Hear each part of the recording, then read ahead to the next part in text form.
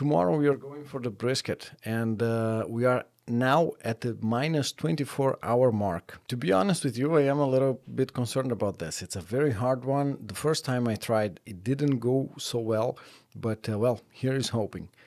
I have just covered it in mustard and then in the rub. Now it's going to rest on the fridge overnight, and then tomorrow is going to go to a 12-hour long cook in the kamado.